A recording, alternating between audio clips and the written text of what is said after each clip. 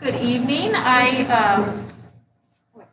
I hear myself. It alarmed me for a minute. I hope that you are all having an insightful Holy Week. I know that my family has enjoyed looking at the art devotional that we had here. My kids have enjoyed it. I've enjoyed it. It's been great. So thank you for putting that together, Christian Ed. So tonight on our final Lent study, we're going to be talking about not the final part of the week, but the Garden of Gethsemane. We're going to look at two different passages. First, we're going to look at Mark 14, 32 through 52. They went to a place called Gethsemane, and Jesus said to his disciples, "Sit here while I pray." He took Peter, James, and John along with him, and he began to be deeply distressed and troubled. "My soul is overwhelmed with sorrow to the point of death," he said to them. "Stay here and keep watch." Going a little farther, he fell to the ground and prayed that if possible, the hour might pass from him. "Abba, Father," he said, "everything is possible for you. Take this cup from me, yet not what I will, but what you will." Then he returned to his disciples and found them sleeping. "Simon," he said to Peter, "are you asleep? Could you not keep watch for 1 hour? Watch and pray, so that you will not fall into temptation. The spirit is willing, but the body is weak." Once more he went away and prayed the same thing. When he came back, he again found them sleeping, because their eyes were heavy. They did not know what to say to him. Returning the third time, he said to them, "Are you still sleeping and resting? Enough! The hour has come. Look, the Son of Man is betrayed into the hands of sinners. Rise, let us go. Here comes my betrayer." And then we're going to look at John 18, 1 through 11. When he had finished praying, Jesus left with his disciples and crossed the Kidron Valley. On the other side, there was an olive grove, and he and his disciples went into it. Now Judas, who betrayed him, knew the place because Jesus had often met there with his disciples. So Jesus came to the grove, guiding a detachment of soldiers and some officials from the chief priests and Pharisees. They were carrying torches, lanterns, and weapons. Jesus, knowing all that was going to happen to him, went out and asked them, "Who is it you want?" "Jesus of Nazareth," they replied. "I am he," Jesus said. And Judas the traitor was standing there with them. When Jesus said, "I am he," they drew back and fell to the ground. Again he asked them, "Who is it you want?" And they said, "Jesus of Nazareth." "I told you that I am he," Jesus answered. "If you are looking for me, then let these men go." Okay, so we will first look at the Synoptic Gospels. We get the term Garden of Gethsemane because Gethsemane is Aramaic for oil press. And they were in a grove of olive trees where olive oil was pressed and produced, or olives were pressed to produce olive oil. The term Gethsemane appears in Matthew and Mark. Luke does not use Aramaic terms, so he places the scene at the Mount of Olives, but you still have that theme of olives. John places the scene at a place where there was a garden and olive trees. Hence we get the term Garden of Gethsemane. Setting the scene, Jesus takes with him Peter, James, and John. Why these three? There have been other times that Christ had taken Peter, James, and John and not the other 12. In Matthew, he takes them up to the mountain where he is transfigured before them. His face shone like sun and his clothes became as white as light. He also took them to heal Peter's mother or mother-in-law. He took them to the house of Jairus, just those three. And I was just saying before we started tonight, I said, isn't there a song? Peter, James, and John in the Sailboat was a song that I sung at church when I was a little kid. I don't think anyone else had heard of it though. I think it was just me. I'm not going to try to sing it for you because if I do, it won't jog your memory. So those are his main three. He's chosen them before out of his other followers. And why did he bring them? Did he bring them because he trusted them and he wanted to have his close friends with him for support? Or is he hoping to continue to teach them and pour into them before he leaves as they are going to be continuing his ministry? Jesus goes to the garden for a specific purpose. he goes there to pray. And he is praying for himself. He is praying, Father, everything is possible for you. Take this cup from me. Yet not what I will, but you will. This is a prayer that maybe, hopefully not many of us have had to pray. That firefighters, police officers, members of the armed forces may have had to one point pray, God, protect me. I don't really want to do this, but this is part of the territory of my job. I also think of medical professionals during this pandemic. I think of my sister-in-law, who's an ER doctor in Pittsburgh. And at the beginning of the pandemic, she had convinced herself that she was going to get COVID from working and that she was going to die. She did a will. She wrote letters to her 3 sons. They made arrangements because she was so sure this was going to happen. But she didn't stop working at all. She kept going. She did her shift. She protected herself how she could, and she prayed and she trusted God. And she was fine, and she is now vaccinated. But the point is that Christ is saying, I don't want to do this, Lord, but your will be done, not mine. So as Jesus prays, he's not just saying the words. He's not just going through the motions. You know, maybe like you might do at church sometimes when you're repeating. He is earnestly crying out to God. Luke tells us that his sweat became like giant drops of blood. Now, I never really looked at that before. I kind of have always thought that the author was just using that imagery to convey to us how deeply he felt it. I kind of breezed past it. But last month, we read The Case for Christ, and the author interviewed a physician who explained that there was indeed a medical explanation for the very real phenomenon that happened to Jesus in the garden. And it's fitting that Luke would mention this because he was the physician. The condition is called Hemohidrosis, and it is a rare condition that occurs when the capillary blood vessels that feed the sweat glands rupture and cause them to exude blood. It is caused by extreme physical and emotional stress, which Christ was certainly under. The National Institute of Health tells us that it was reported in 6 cases of men that had been condemned to execution. The severe mental anxiety activates the sympathetic nervous system to invoke the fight or flight reaction to such a degree that it causes a hemorrhage of the vessels. Leonardo da Vinci also noted it happening to a soldier who sweated blood after battle. So I'd always taken Christ's humanity for granted. I always focused more on his deity. But this was Christ the man feeling this deeply.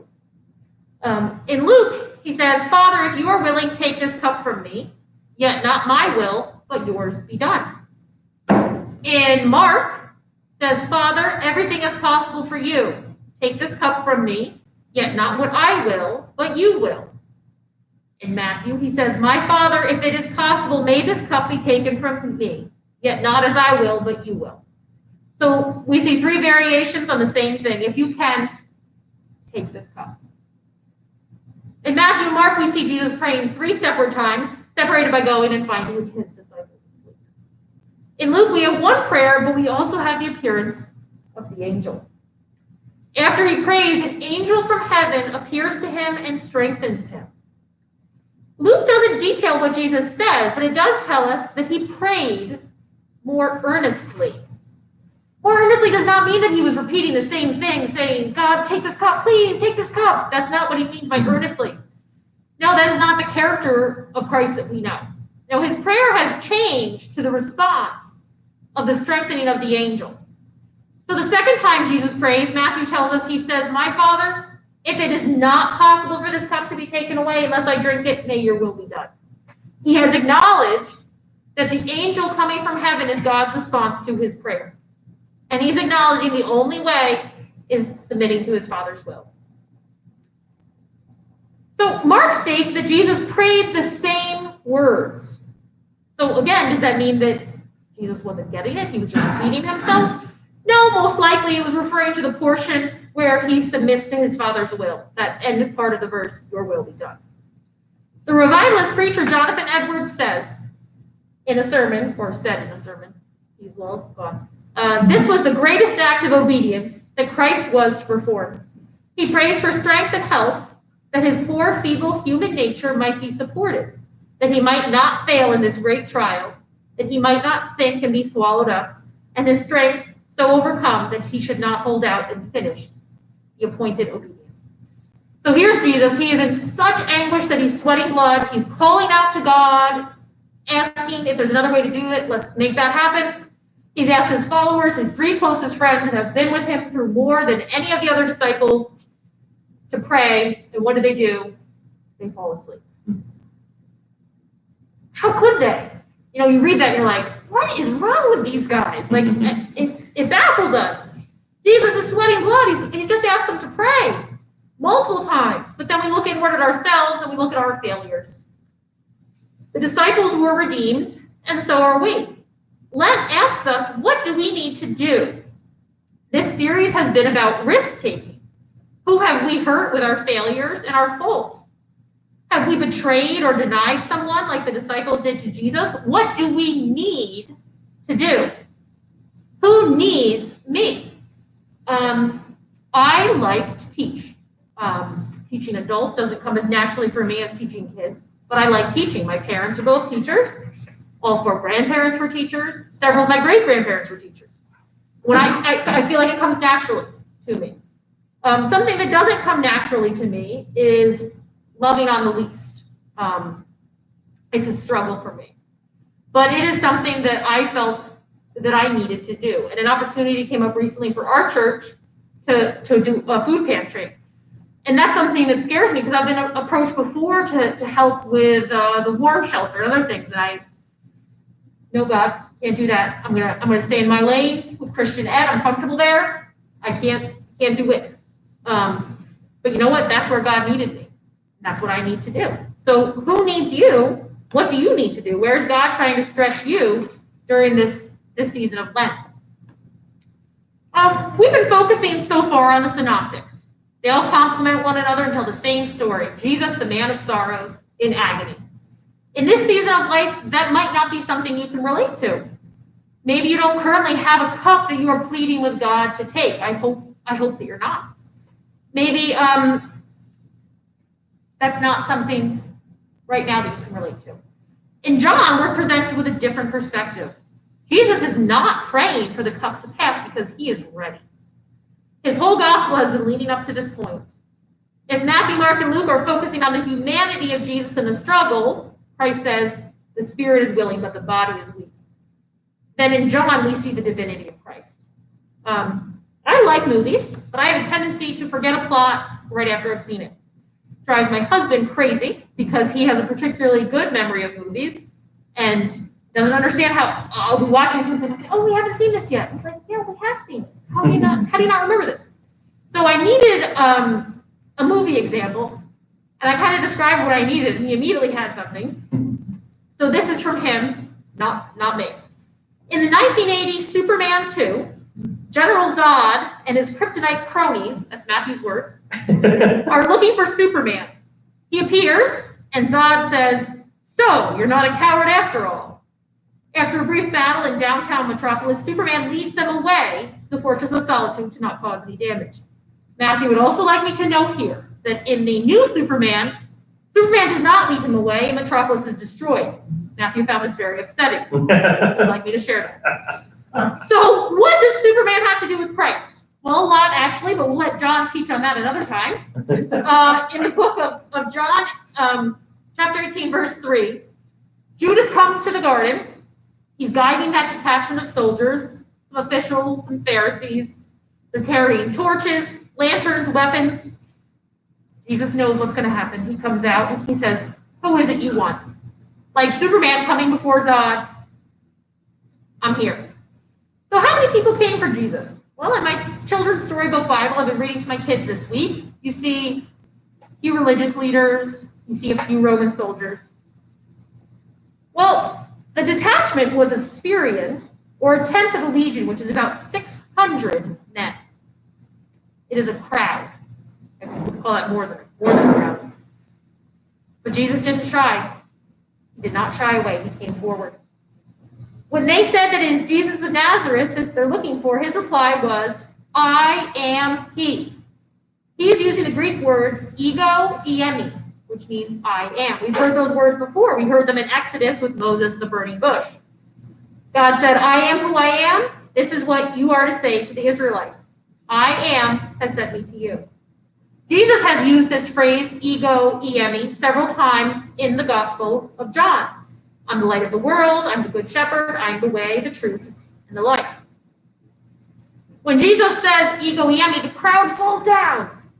They didn't fall down out of shock, like he's using the term ego, eimi. Whoa, how can you do that? No, they're Roman soldiers. They're not likely familiar with the various names of God. Were the Jewish leaders so awestruck that they fell over and not the 600 men with them? Probably not. Since last time he used that term, they threw stones at him. The only likely answer is that when Christ spoke those words, the power of God overwhelmed them. When we started this Passion Week, this week, on Palm Sunday, we were reminded of Jesus' entrance into the city. In Zechariah 9:9, see, your king comes to you, righteous and victorious. When Christ comes forward in front of a great crowd and says, ego, eimi, he is a righteous and victorious king. He is prepared for what he must do. The author of the book we've been reading, A.J. Levine, says that entering the Passion should give us courage. After all, the disciples who fell asleep, they were redeemed, and so are we. We're not there yet in this Holy Week, but we know that Christ has conquered the grave, and that we can conquer whatever is in front of us. What's in Jesus' cup? It was his coming arrest, his beating, his crucifixion that we will reflect on tomorrow, Friday, Saturday, and Sunday. But what has been in your cup, if you have one right now? Jesus prayed, and though God didn't take his cup, he certainly gave him an answer in the strength that he provided. And Psalm 138:7 tells us, though I walk in the midst of trouble, you will revive me. You will stretch forth your hand against the wrath of my enemies, and your right hand will save me. God is there and ready to hear our prayers. Okay, thank you for attending virtually. If you've been attending these past few weeks or tuning in for the first time tonight, I pray that you will have a insightful, enlightened continuation of your Lenten journey for the rest of this week. If you are local, please come tomorrow night or Friday night from 5:30 until 7:30 to the church grounds, where we will be doing kind of like we did at Christmas with the Nativity. We will have the different stages of the Passion Week. Bring your phones or a Bible so you can tune in to the verses, either to hear the kids from church reading them or you can read them yourself. Okay, we thank you and good night.